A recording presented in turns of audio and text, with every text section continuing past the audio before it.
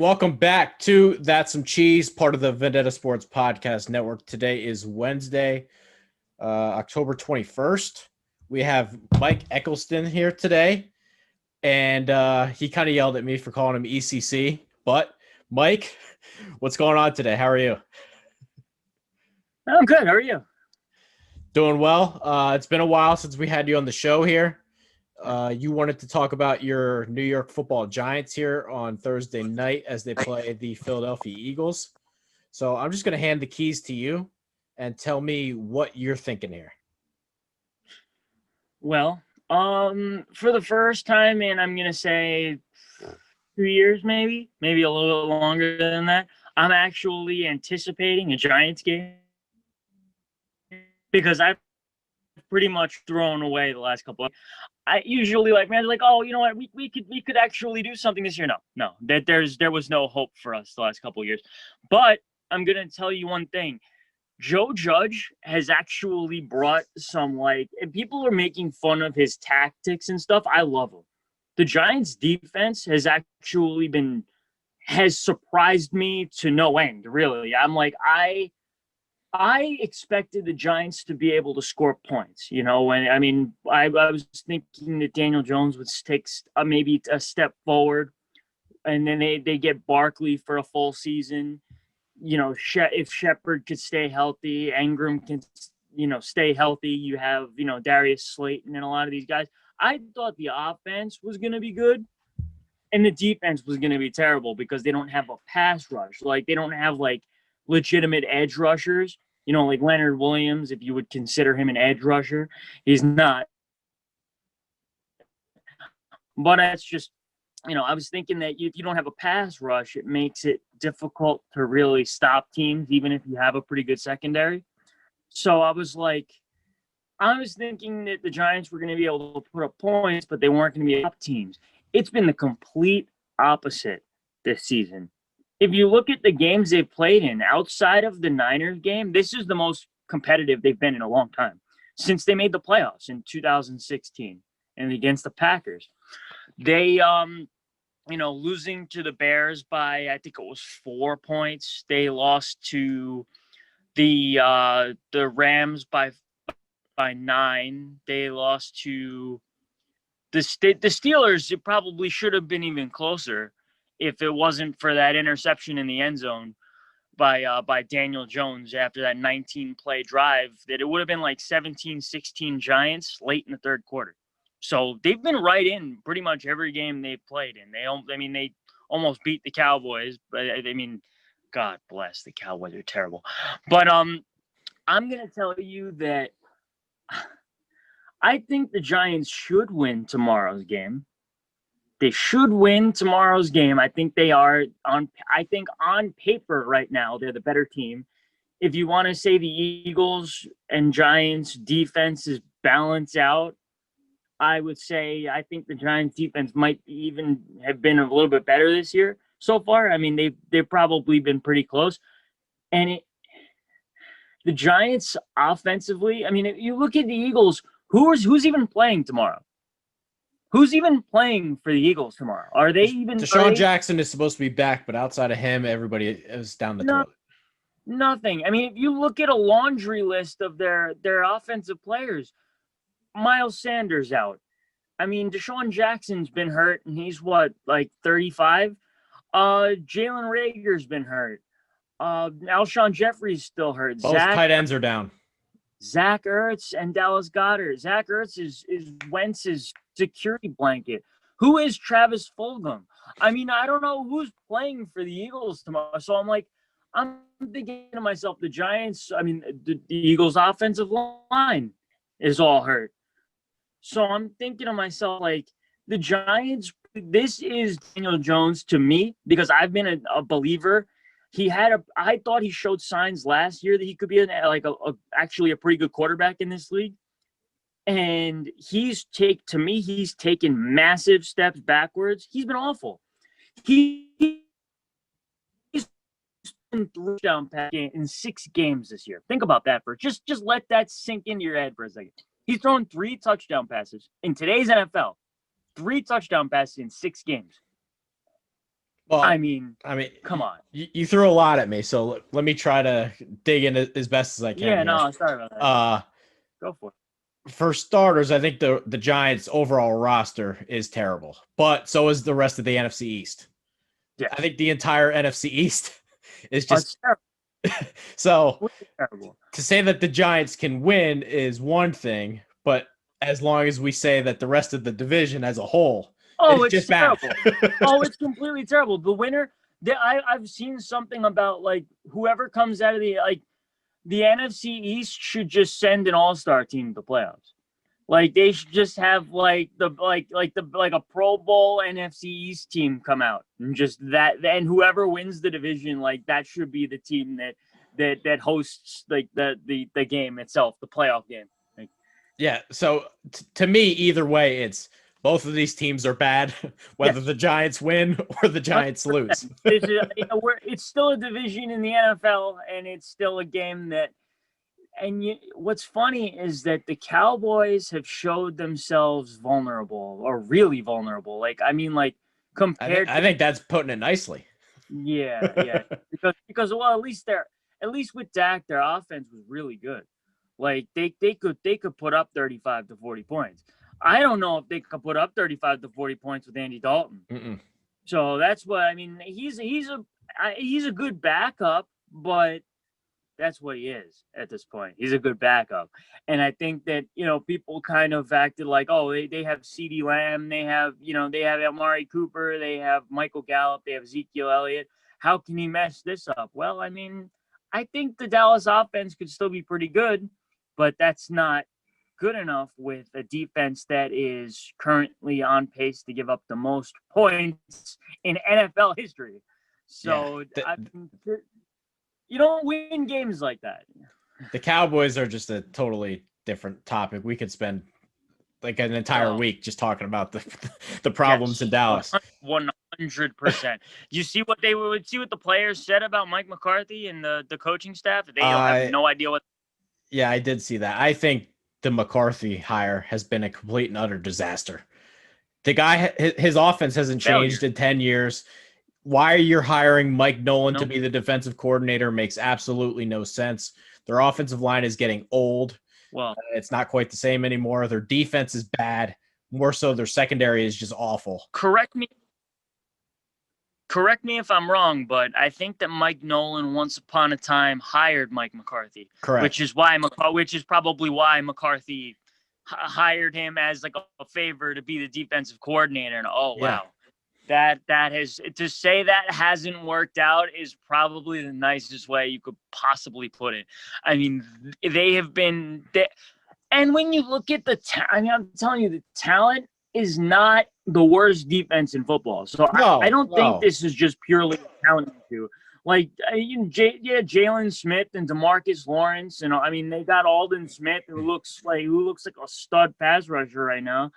I mean, I'm gonna say like. I think Dallas's roster is the best roster in the division. Just pure players. It is the best roster in the division. I thought that they would be like maybe I'd say maybe a middle of the pack, maybe a little bit below defensively. I mean, if you're struggling, they might make the Jets look like a decent offense, and that's another story. I mean, the Jets might as well not be an NFL team.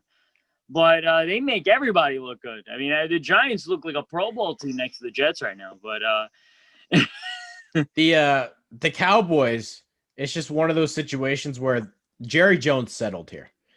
He settled for Mike McCarthy. We've seen what Aaron Rodgers is doing without Mike McCarthy. Yes. Well, minus Sunday's game. But yes.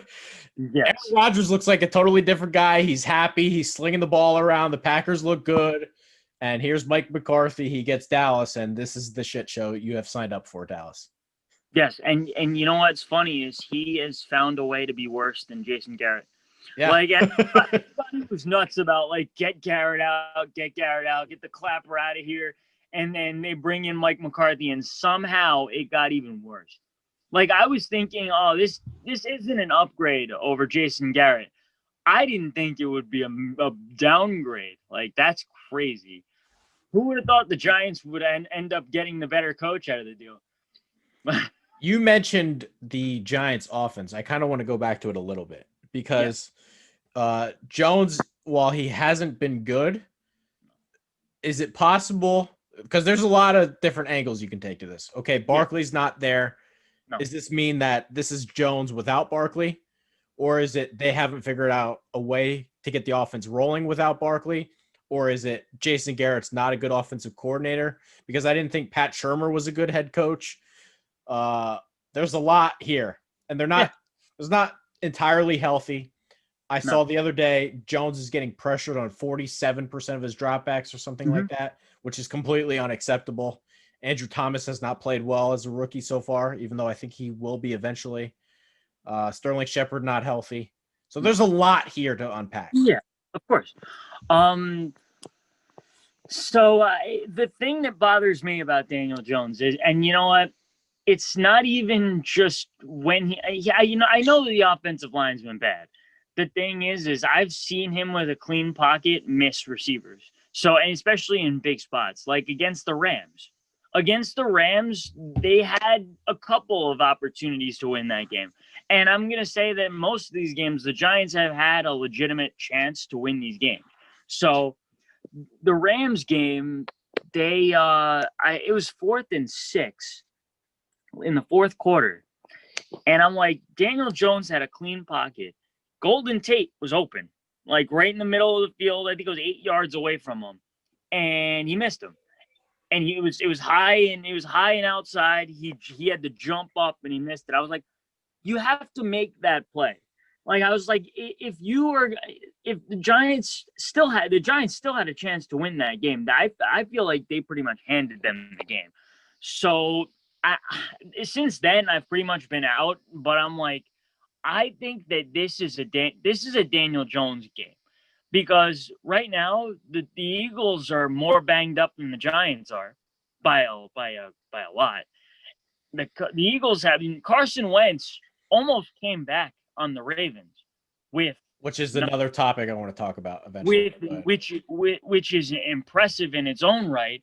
I'm thinking to myself, if you have their offensive line's all hurt. The Eagles, Sanders hurt, Ertz hurt. We just went over that. I mean, like to be able to almost come back. A putrid call on the 2-point. I don't even know what that was, but to almost come all the way back against a really, really good Ravens team. You'd think that, okay, Daniel Jones doesn't need. If Carson Wentz could do that, Daniel Jones should be able to manage with what he has, right? I just wrote like in my draft notes, and he played a little bit better than I thought he would as a rookie. But every time I watched him at Duke and every time I watched him at the Senior Bowl, I just said he's average Jones. He's a guy that you can plug in. He'll be a serviceable starter. He'll have his moments. He'll make dumb mistakes, but he's never going to be Deshaun Watson.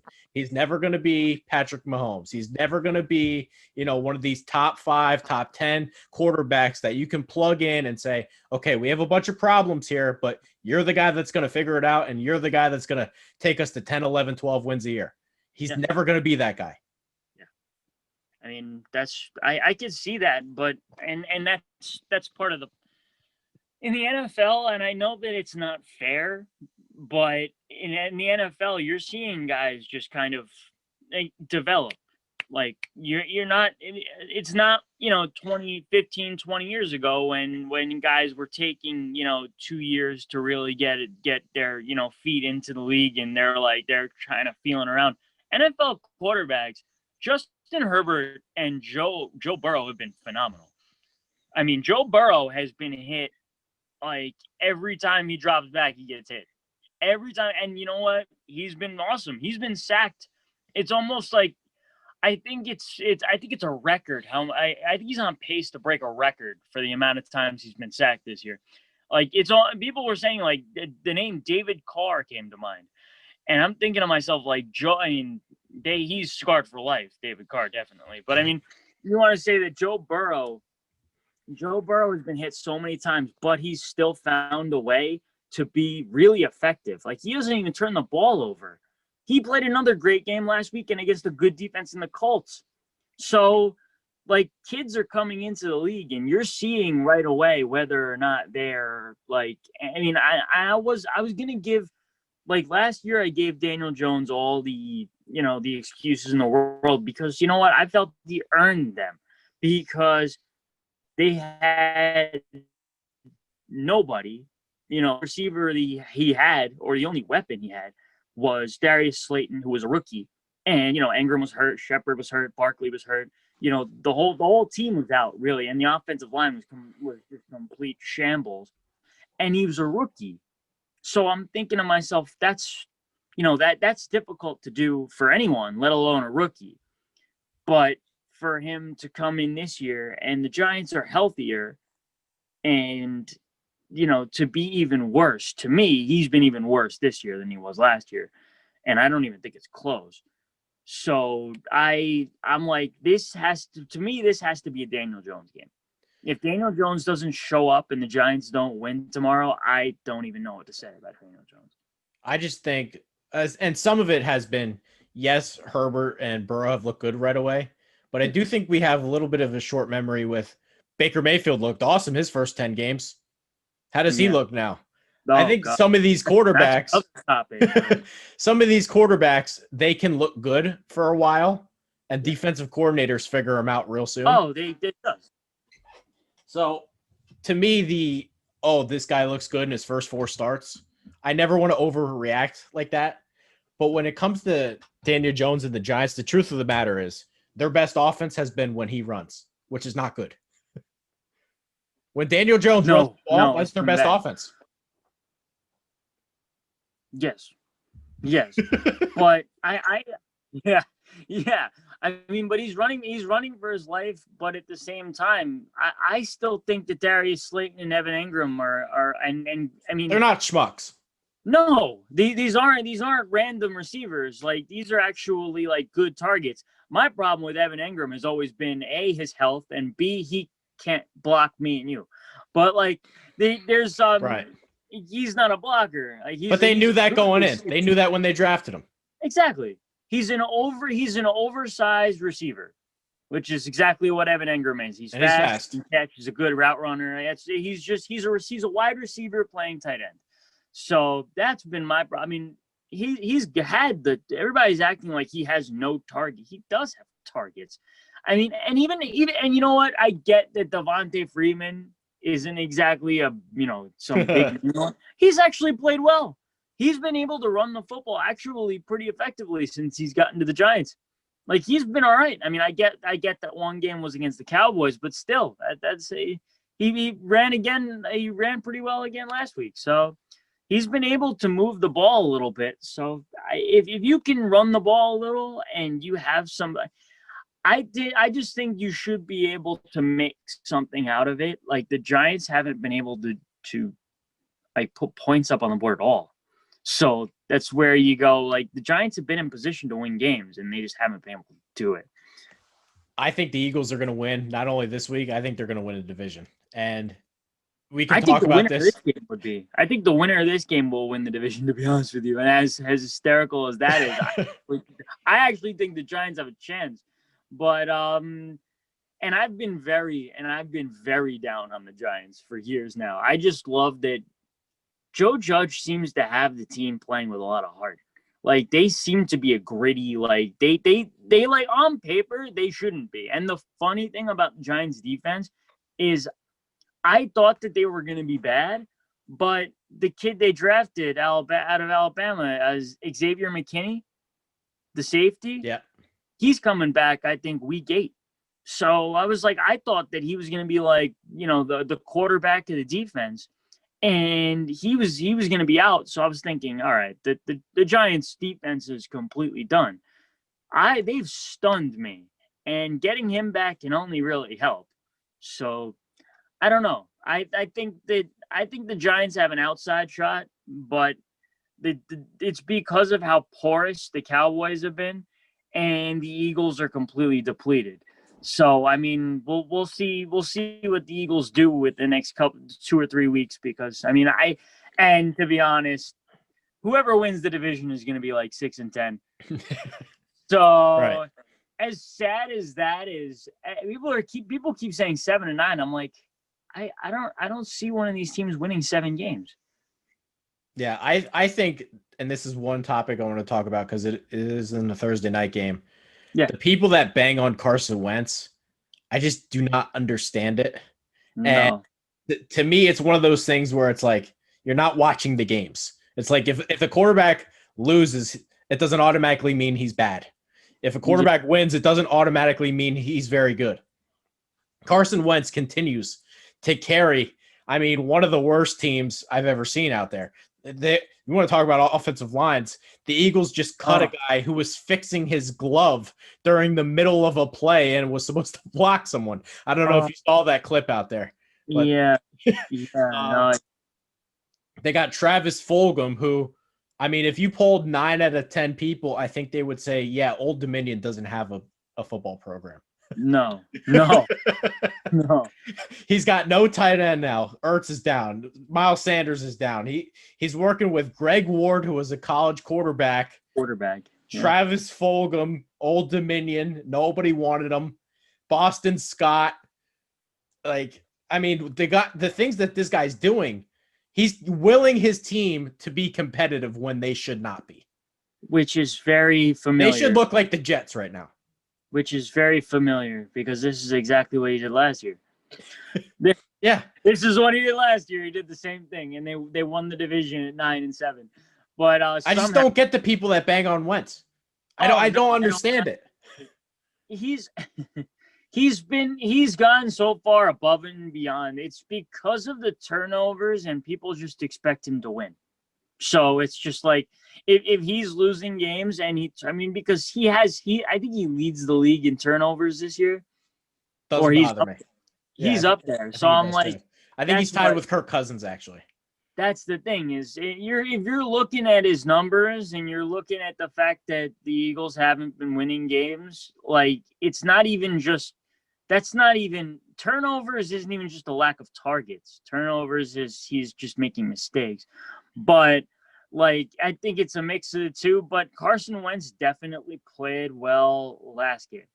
So I was going to say this season, last year, Carson Wentz played great. He was awesome down the stretch with deck chairs, lawn furniture. And to begin this season, he was off. He was struggling he was struggling at the beginning of this year. He played well last game. He fought. And to bring them back from that game, they were dead in the water. They were dead in the water. Everybody thought the game was over. But Carson Wentz willed them back, and that's just the way he is. He's a fighter. If I'm going to point the finger at anybody in Philadelphia, it's Howie Roseman. How does this guy continue to draft the wrong wide receiver every single year? Every year. Last year, he takes J.J. Arcega-Whiteside 5 picks ahead of DK Metcalf. You can't make that mistake. This year, he takes Jalen Reagor over Justin Jefferson. You can't make that mistake. What does this Eagles offense look like if this guy just doesn't pick the wrong receiver every single year? I was stunned. I thought they were going to trade up for Justin Jefferson. I was like, I thought they might have moved up for Lamb. He fell. Justin Jefferson fell into their laps, and I'm thinking, oh, they got Justin Jefferson, and then I heard Jalen Reagor. I was like, Jalen Reagor. I didn't. This is on Roseman to be. You can't continue to do this. Yeah, and then he picked a quarterback in the second round. So he's not helping you win right now. No, Jalen Hurts.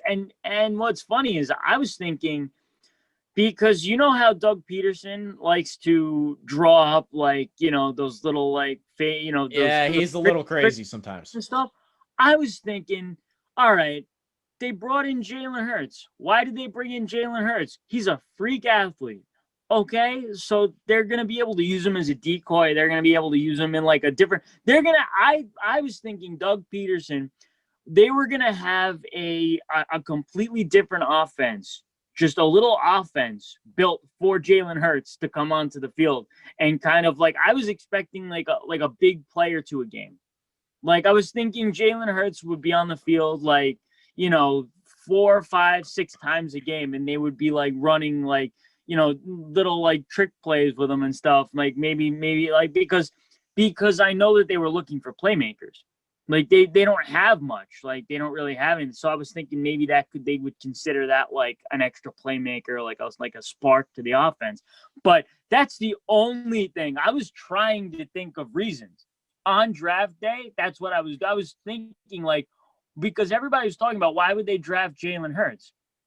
And that's the only thing that could come to mind, because it's not that Carson Wentz's job is in jeopardy or something like that. If that's the case, then the Eagles franchise just needs to go, because he is their franchise right now. I talked about this on the show I did with Chad, but during the press conference, Howie Roseman brought up how we want to be a quarterback factory.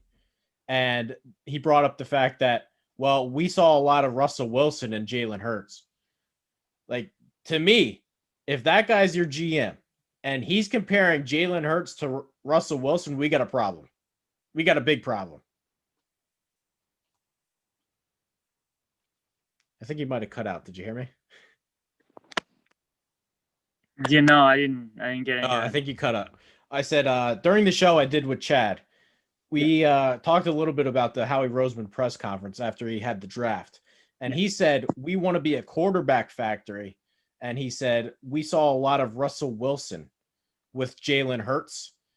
And we kind of sat there and said, listen, if your GM is comparing Jalen Hurts to Russell Wilson, we got a problem here. This guy doesn't know what he's doing. No. And I know that he's gotten a great reputation. Like Howie Roseman's gotten a good reputation for the Super Bowl.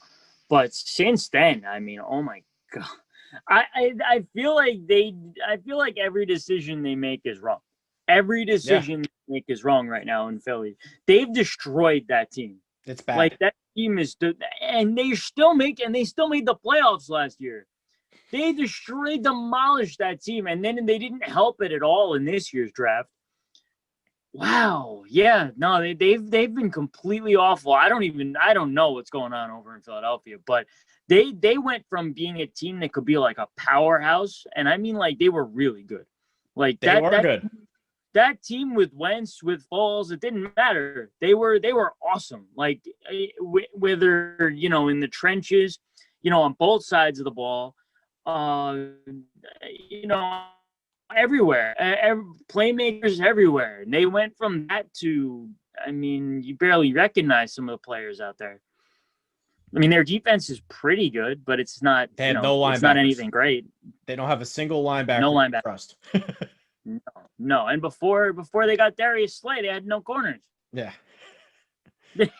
They didn't have any corners. I remember, I think last year I was joking that me and you could probably be playing corner for the Eagles, but it was like they didn't have anyone else. Do you have any other NFL topics you want to touch on here before we get into some baseball stuff? No, I mean we can go right into baseball. So, and I was talking about this, and I've seen a lot of things on social media where it's crush the Red Sox for trading the right fielder who plays for the Dodgers, crush the Red Sox for trading the guy who plays right field for the Dodgers. I'm not going to say his name. He's number 50. But this is the thing to me. Has he seriously, in your opinion, played like a guy from the NLCS in the game 1 of the World Series? Now, he had a good game 1. But in the NLCS, he had one extra base hit. Are we seriously going to pretend like that guy has been worth $365 million based on his performance? Because what has he done? He has one extra base hit. He made a couple good defensive plays. If you put the last name Bradley on his jersey, nobody would care. Jackie Bradley makes great defensive plays all the time. He doesn't hit. He's not hitting late right now. He's not. Well, if you want to say, is he worth every penny that the Dodgers gave him? No. Then no, he's not worth the money. I mean, to be honest with you, but Mookie, see, the thing is you usually gain that kind of respect over time. So I was gonna say, like, if it was if his last name was Bradley, I mean, yeah, sure, he wouldn't, who knows who that is. But I was gonna say, like, if he, like, Mookie Betts has gained that kind of respect over a period of time. So it's not like it's not like him not playing well for a few games is like, all of a sudden he's not a great player anymore because he didn't have, a great NLCS. I mean, there are a lot of guys who have had bad NLCSs that are stars in the league. So I mean, he is if you're asking me whether or not Mookie Betts is a great player, he is a great player. So I mean, that wasn't my argument. Okay, my argument is maybe not worth every penny that the Dodgers were giving him, but like Mookie Betts is a top player in baseball. Like let's be. My argument was, what has he done with the Dodgers that says, okay, the Red Sox screwed up here? That's what I want to know, because if you go on all of social media, it's how could the Red Sox trade this guy? How could the Red Sox trade this guy? What has he done in a Dodgers uniform that says he is worth $365 million plus Alex Verdugo plus Jeter Downs? What has he done? Yeah, and it's funny because this is a really, really like controversial topic because everyone's talking about this. Everyone's talking about it and everyone's crushing the Red Sox. I want to know, what has he done that indicates you should crush the Red Sox? I mean, he has been a high impact player. I like Alex Verdugo a lot. So to me, he was awesome this year. I don't think, and he's making pennies. To me, I don't think it's a bad trade. I don't think it's a bad trade. It's like, I don't think either team really killed the other one here. So to me, I'm just like, I think that both teams did what they felt that they should do. I wouldn't have wanted to give Mookie Betts, $350 to $400 million. So I understand where the Red Sox were coming from on that. LA can, throw money. They can do whatever they want with that. I mean, they throw blank checks at pretty much everybody. So, I mean, the Red Sox, to me, the offense was not the issue for them. It was their pitching staff. Yeah. So I don't think their offense their pitching staff was barely in existence last year. Like they didn't want to be good this year either. Yeah. So the Red Sox are in a case where they were in a restart year. They wanted to get rid of 2020. It's done with. We'll bring back Alex Cora. See, the thing is, Betts wouldn't have made a difference in this year. To be honest with you, like the offense wasn't a problem for the Red Sox. Unless Betts was all of a sudden, throwing 6 or 7 innings, I don't know if he would have been able to help him out. I mean, that's the thing I don't understand. With a bunch of guys that nobody has heard of, then I mean, you're probably going to be bad. It's just the way that works. That's the thing I don't understand. You can crush the Red Sox all you want, but what difference would he have made on this team? Not much. I mean, maybe a little bit, but it will, like, to be honest, the Red Sox were so bad this year that a little bit wouldn't have been much. So that wouldn't have done anything. It's not like you guys were. It's not like the Red Sox were close. No, and it was like, oh, they were like a little like they were just like a player away. No, they were terrible this year. Chaim Bloom was hired for one reason. We are going to rebuild the system that Dave Dombrowski destroyed in order to win the championship that they did. Yeah. That is why he was hired. They don't have a single starting pitcher who is worth anything, or a single bullpen arm that is worth anything. And the other question is, okay, Alex Verdugo is 5 years younger. Based on his production, how much different would the Dodgers be? I mean, they're better off. I mean, I don't know. I'm not saying he's not better. Mookie's absolutely better than Verdugo. Best stud. But how much of a difference would it have made based on this Dodgers team? I think they're in the exact same spot they would be. I actually think so too, because I mean, it's not like so what are we talking about on social media with all these people? Crush the Red Sox, they're bad. How can you trade this guy? I've never argued with you. No, I'm saying the other people that are nonstop. I was never arguing with you about this, but I was getting Alex Verdugo. Let's just be fair here. It's not like he led baseball in outfield assists. He was very good defensively.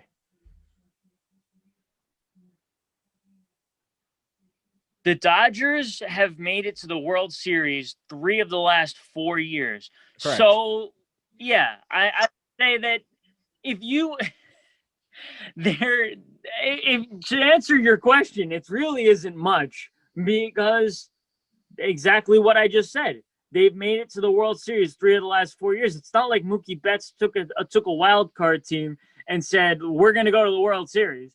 I mean, this is probably the best team in the National League, regardless of what Thank happened. you.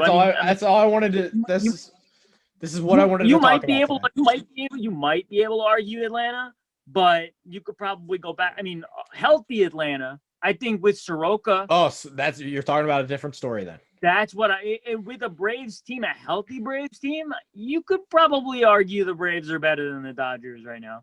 But I'm just saying, as currently constructed right now without Mike Soroka, yeah, the Dodgers are probably still the best team in the NL, regardless of if Mookie Betts is there. There we go.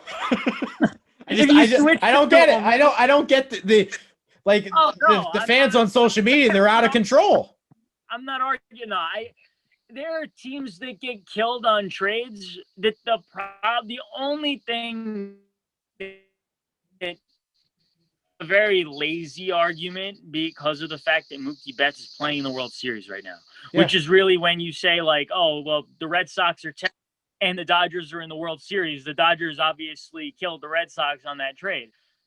When in reality, it really wasn't a bad deal at all. It was just more, the Dodgers are a great team. They were going to be a great team anyway. They added a stud, and the Red Sox are now a bad team. So that's really all people are looking at. They're saying it's crazy. That's really it. Here's the biggest one. How many people are crushed the Marlins when they traded Giancarlo Stanton, and how many people are doing it today? Nobody. To me, that's for a different reason though, because Giancarlo Stanton's been hurt for like the last 3 years straight. So I feel like Stanton has struggled to stay healthy. If he was healthy with the Yankees and hitting 50 home runs, I don't think I don't know. That's a different discussion, because if Mookie Betts is hurt for the next 2 or 3 years, no one's going to say anything about the Red Sox. So fact that Stanton has taken himself out of the equation for the most part has pretty much helped validate that, okay, maybe the Marlins weren't so stupid. But we've seen over a period of time, Cardinals decide to let Albert Pujols walk. How could you do that? That was such a mistake. You can't let a guy like this walk. It happens all the time. When Mookie Betts is 33, 34, 35, he's tiny. He's not a big guy that is going to age very, very well. He's a good athlete, but they have him locked up until he's like 43 years old. What's the argument going to be like when he's that old? Yeah, when he's making $30-some million a year. And all people are going to be talking about is how much money he's making that year. Is that when he's 40, 41, 42, everybody's going to be like, and how much money is he making this? That's pretty much what that's what the discussion is going to be. They're going to be that paid that. It's just a bot where they're paying him for the next 1,000 years.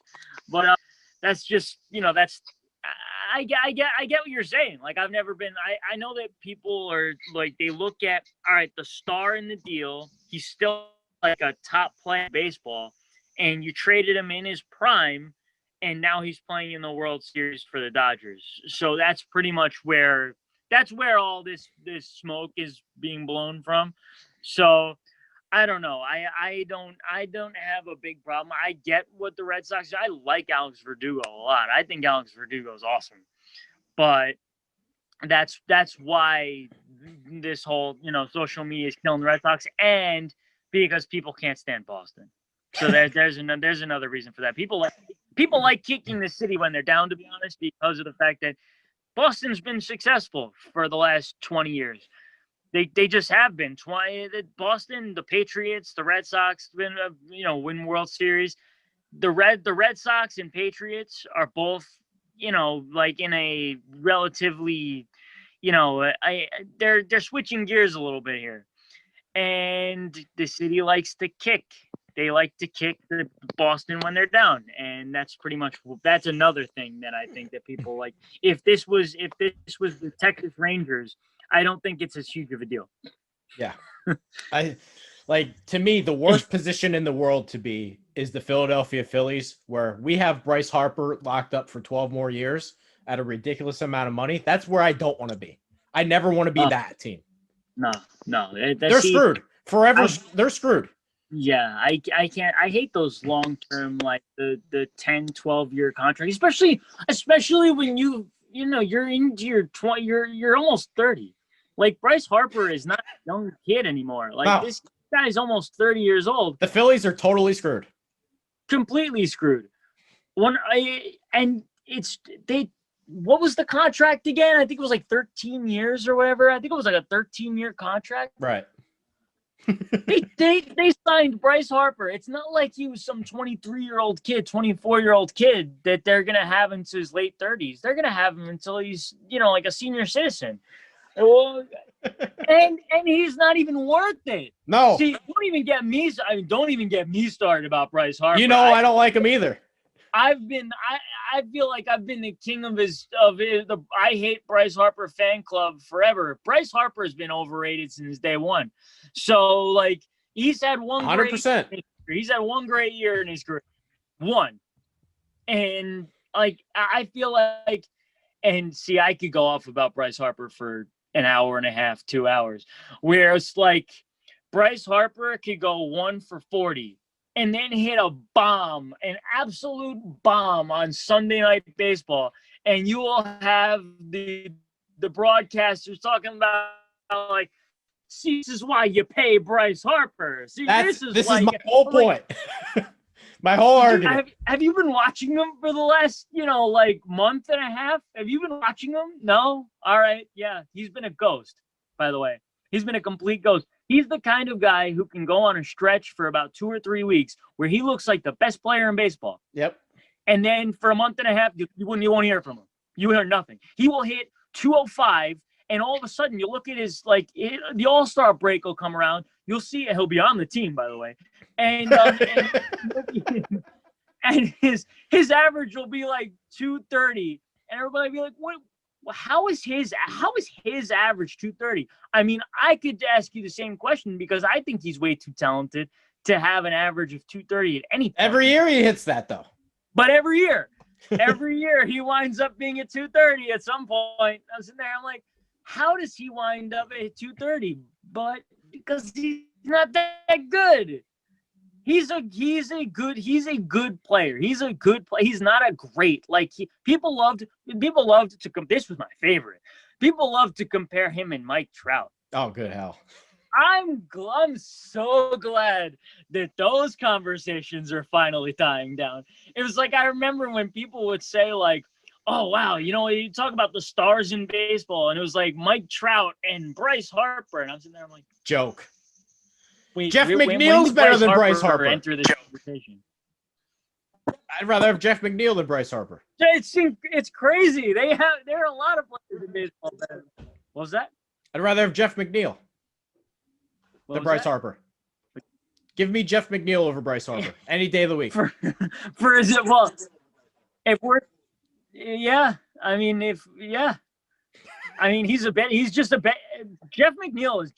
is a hell of a hitter, by the way. He gets on base all the time. Jeff McNeil is, and usually he does things the exact opposite of what you're supposed to do, because I feel like you're supposed to try to work the count. And I don't care. He gets on base. Jeff McNeil goes up there. He goes up there swinging the bat. Like there is no he'll swing at the first 3 pitches. He swings at the first pitch and he makes good contact. Doesn't bother me. He gets on base. It's not always about the guy who can hit the ball 550 feet. And, people fall in love with the guy who hits the ball 1.5 miles and the guy who hits like 320 that hits a bunch of singles and doubles. They're like, I mean, he's okay. How does that make any sense? Where does that make any sense? at all. It's funny to me because I just rewatched Moneyball because it's on Netflix right now. Yeah. And there's a scene in it where Peter Brand's like baseball players are overlooked or devalued for a number of different reasons or overvalued for a number of different reasons. Like, to me, we're talking about all these guys that make $300-400 million. Trout's the only one that pretty much has earned his $300 some million. Max Scherzer has. I will give him Max Scherzer. DeGrom goes out there every single day and pitches his ass off. Give me another guy who's based on what Mookie Betts has done with the Los Angeles Dodgers. He is not worth $365 million. No, he's not. I mean, the thing is people, like I said, fall in love with the star. People see like, this guy, you look at how good he is and say, oh, you know what? You can't put a price on that. Oh, yes, you can. Yeah. Yes, you can. Yeah. Like these guys, like the vast majority of them, like you just said, are not worth it. Like people are giving like really good players money that's just astronomical. Like I think that's ridiculous. Machado's another one. By the way, but the Padres are in a great position to me. I just don't think they were ready for prime time this year. No, they weren't. I thought it was a mistake to buy this year. They should have, maybe we could shore up the roster a little bit, but they threw the bag at all these guys. Like Clevenger wasn't getting you over the top this year. No. Another thing is that the Padres didn't have their pitching staff during the playoffs this year. I feel like everybody was hurt. Lamet was hurt. Clevenger got hurt. I'm not sure what happened to Paddock. I don't know if Paddock was pitching in the postseason. He wasn't pitching well even when he pitched. He wasn't pitching well this year anyway. Yeah. But I'm just saying, like, I feel like they didn't have their starting pitching. Oh, and by the way, their best, in the future, Mackenzie Gore is going to be the absolute man. I can't wait until he gets called up. He's going to be called up, I know, but probably there were talks about him getting called up this year, but, especially after they had traded for Clevenger, it'd be like, that's probably not going to happen. But the Padres have a ton of young quality players. Like, I mean, by the way, Jake Cronenworth is probably the most overlooked player in the league right now. Yeah, I wish the Rays still had him for this series. People still look at Cronenworth like, who's that guy? But Cronenworth has been one of the better players in baseball. He's a hitter. That's just what he does. And he can play. He's versatile. He can play a bunch of different positions. He can play first. He can play third. He can play short. He can play second. So he's a little bit like the maybe this is crazy, but he's a little bit like the LeMahieu. He's just such a difference maker, no matter where he is. Yes. No matter what position you put him at, he's still good. And there's something to be said about that. People act like you can just kind of put guys at different positions. Like I'm on like Mets fan pages, and I'm just like, and I see some of these people who just say, oh, you know what? We could put Dom Smith at first and try Pete Alonso at third. I'm like, I mean, like, people act like, oh, you could just play this guy there. I'm like, how does that work? Because I'm just like, you play a certain position. Like because there are some guys that are able to switch positions, they make it seem like everybody can do that. That's not the way that works. You're a professional. You're a professional at your position, at what you do. Usually you're not playing a bunch of different positions, but there are specific guys who can do it, and they can do it at a high level. There's something to be said about a guy like that. There's a lot of value in it. Did the Rays have any shot here? No. I thought, see, this was the Dodgers' year. To me, if the Dodgers don't win it this year, they're never going to. So it's really never going to happen for them if they don't win it this year. I would be, especially after the game the Kershaw pitched last night, I'm like, I almost feel like it's meant to be this year for them. Yeah, so, I just felt like the Rays are a good team, but if we compared them to like that 2018 Red Sox team, they would get smoked. Yes. I haven't And I hate which kind of shows you how far away the Yankees are too. Yeah. Right. Yeah. No, that's the Yankees aren't quite at the level that everybody thought they were going to be. But the Rays are good. I never really.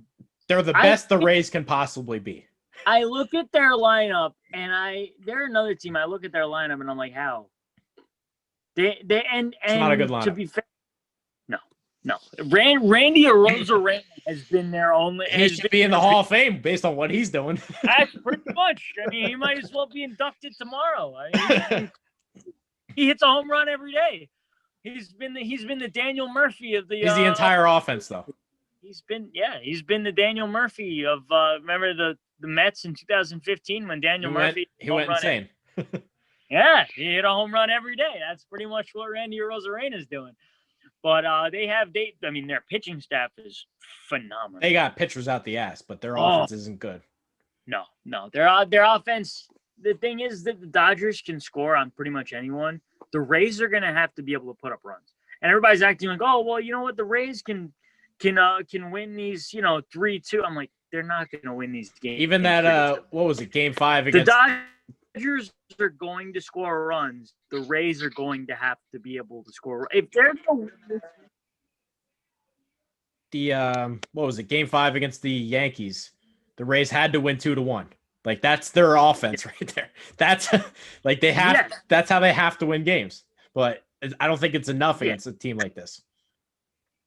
Unless they get a random bomb from Kevin Kiermaier or something like that. Yeah, like what are they doing? Yeah. They don't have much. You know what?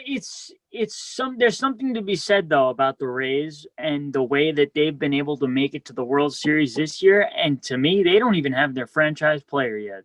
Wander Franco isn't up yet. So, like, he's been the best prospect in baseball since he was like 17. So, and every year they have him as like by far the best prospect in the league. He's 19 years old. There was talks about him maybe coming up this year. He's another one which he probably would have been if there would have been a minor league season. Yes. Yeah. That's one thing about them is that they it's been a weird year for just a lack of minor league system. Like, they've had the extra, like, they've had the taxi squad, which not quite the same. No, it's just, and I don't even know. So let me ask you, they had the taxi squad. Why? They had it because of COVID and because of that whole, just in case games had to be canceled and, if guys had the virus and they had to, they had to bring guys in, they didn't use them. Like, they instead of using the taxi squad for what they were there for, teams sat out for 2 or 3 weeks. Yep. Can anyone explain this to me? Because I have no idea. I think it's just baseball being cheap. I really do. I think it's baseball being cheap that they just didn't want to pay for it. That was the whole point. The whole point of the taxi squad was that when a team came down with the virus, or like there were specific players and they couldn't play for a certain period of time, you can still call a team over that could still play the games. They didn't want to pay him, and they didn't want to pay for their service time for an extra year of free agency. That's what I think it was. I mean, that is probably sadly true, but this season's definitely been different. But what do you think about this season? Well, anytime the Red Sox are not in it, I'm a little bit out of it, just because. Okay. Well, because people have normally opinions on what these seasons are because they're very different, and it's there are people who think there's an asterisk, it's fake, it's this, it's that. What do you think? Normally, I will come home every single day, and at 7:00 at night, the Red Sox are on, whether they are good or not. This year, that wasn't the case. I probably watched about 10, 15 games. I don't think it's a fake season. No. I wouldn't call it a fake season. The winner is obviously a deserving winner. Every team was under the same circumstances. Yes. But my interest level and maybe probably some of it wasn't. I get it. I understand that, but Yeah, I get. But I have watched all of the playoffs pretty much, or as much as I can. Yeah, I keep up. I love baseball. I pay attention to pretty much. I pay attention to, like, even during the season. And being a Mets fan, it's impressive that I stay in. But I watch all the games. Like, I'll watch when the Mets aren't good, and that's, usually. I watch all the other games. Are you cut off, or okay. I'm here. Oh, okay. Yeah. So I thought it cut off again. But yeah, I don't like the whole fake season, because I know everybody is a cry about, like, because this season hasn't gone the way I hoped it would, and it was different. So we're gonna cry fake season, because everyone who didn't make the playoffs is like, oh well, it's a fake season anyway. I'm like, it's called an excuse, and it's called a sorry excuse. So they played all the games. They're not playing any differently than they did before. It was. Well, I do have actually one more topic. Go for it. Yeah, this has been a big controversy, but the people that are going to sit here and pretend that the Houston Astros are this great team only because they cheat drives me insane.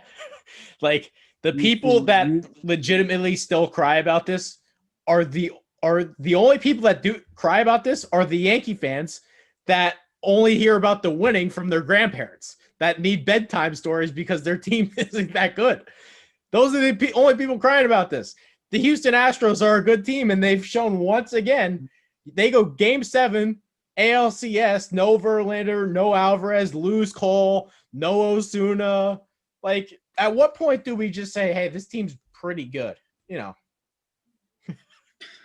Well, you took a lot of my points. You know how, I mean, we've talked about this, and I'm on the same page as you are, where I'm like, all right, they're a really good team that cheated. End it at that, because, like, I know that, what you said, where they're a great team, that they were only good because they cheated. Or maybe they were just really good and they cheated to get an edge. That's really it. That's really that. That's good. I don't understand the people that just say, wow. Oh, look at what they did this season without. They lost Garrett Cole, who basically didn't lose every time he started. And they pretty much had Jordan Alvarez for 20 games? Did they even have him for 20 games? I'm not even sure if they had him for 20 games. And to base, the Astros wouldn't have made the playoffs. Like, the Nationals last year got off to a horrendous start in 60 games, and they won the World Series. Like, they won the World Series. You can argue, and you know what? You could probably win the argument if Garrett Cole and Justin Verlander in the Astros team right now. They're in the World Series. Playing? Yes. They're still playing. Yeah. So I was going to say, like, so what's the difference? I don't get it. So in the grand scheme of things, what's the difference? You can probably say that, all right. Go ahead. Well, go ahead. My whole point has been, I think all of these teams have cheated, though. Yeah. All of these teams have cheated. Maybe not to the degree, but every team has done. The Yankees got hit with the Apple Watch thing. So did the Red Sox. A couple other teams got hit for. And to me, the whole problem is, if you're going to blame somebody, blame Rob Manfred for not enforcing it strongly prior to the year and not having a defined rule or defined punishment. All that was written was an email memo to all 30 teams saying, don't do it. There was no, okay, if you get caught, this is what happens. If you do this, this is what happens. It was just Wild West. You can do whatever you want, and nobody's going to really enforce it. That's how it was. Everybody got away with it. Everybody was getting away with it. Yeah. So really, and you could pretty much, it was like a free for all. You could pretty much do what you want. That's the problem with me. It was just really, there was no, like, okay, you do this. let's not pretend Yeah. the Houston Astros are the only team that did this. Yeah, no, I mean, people are acting like the Houston Astros are the only team who's ever cheated. So pretty much that's exactly what, you know what's funny? That's exactly what it's being treated like. Yes. They're the only team that's ever cheated. Ever. It's insane. Like, if you talk about other teams that have cheated, and people are like, oh yeah, I know they cheated, and it's like, oh, the Astros cheated. Oh, the Astros.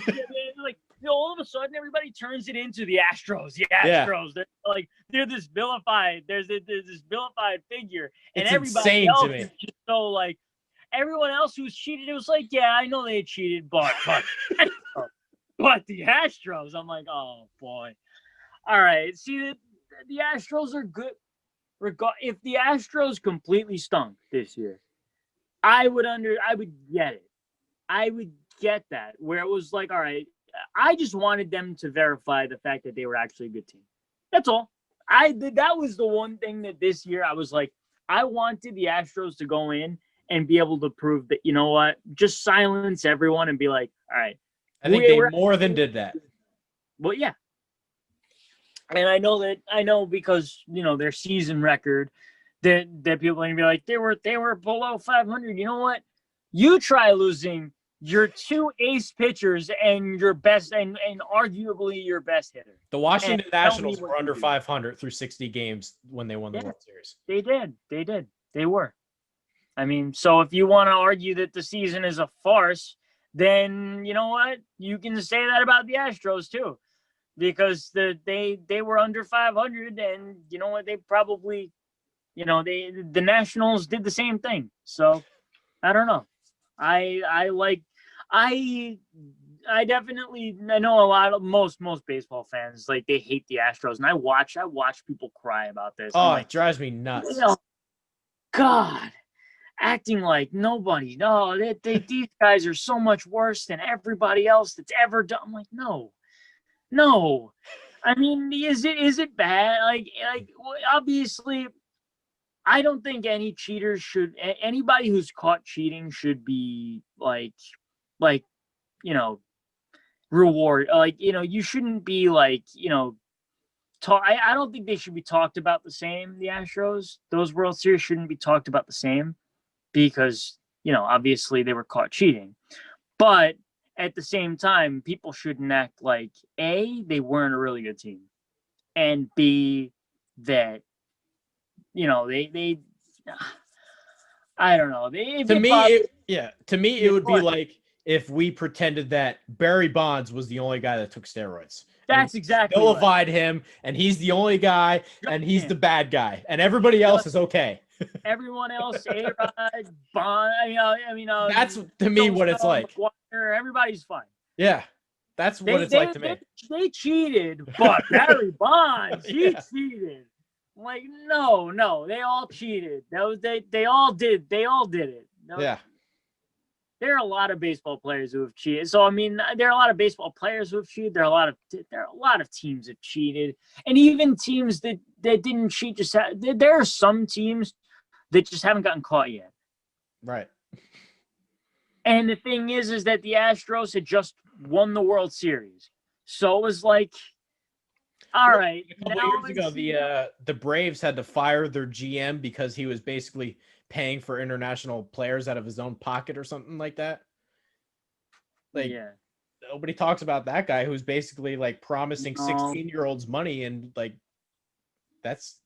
you're not going to talk about that guy. Like, people do shitty shit in baseball all the time. I'm telling you, if the Texas Rangers were caught cheating tomorrow, nobody would care. I don't think anyone would care. No. Because they didn't win. Yeah. So that's the thing, is that they weren't good. They just cheated, and it was just like, okay, so that's different. See, that's the thing, is that if the Texas Rangers were caught cheating tomorrow, if they was like, they cheated in the 2000, like they were caught cheating, and they were cheating. They were cheating apparently from 2017 to 2020. Nobody would care. People would be like, "Oh, okay." And I would sit. It's crazy. I would sit here like, really? So we're not gonna go nuts about that. We're on the same page. We're on the exact same page. Because they won. Yeah. That's the only reason why anybody cares is because of the fact they won. If they had lost, if they weren't a playoff team and they were caught cheating, it'd be like, oh well. We're on the same page. All right. I don't know. I don't understand people, but with that's a topic for, the rest of everybody's lives. Yeah. But yeah. All right, Mike, this was fun. We can we'll definitely have you on more often if you want. This is up to you though. Of course. Oh yeah. I'll let you know. All right, sounds good. Thank you guys for listening and watching. That's some cheese. Make sure to follow Mike. What is your Twitter handle again? At Eccleston5 on Twitter, yeah. Make sure to follow Mike, myself, Trey Daubert, the website, media_vendetta. Check us out, vendettasportsmedia.com. Thank you guys for watching, and we will see you next time.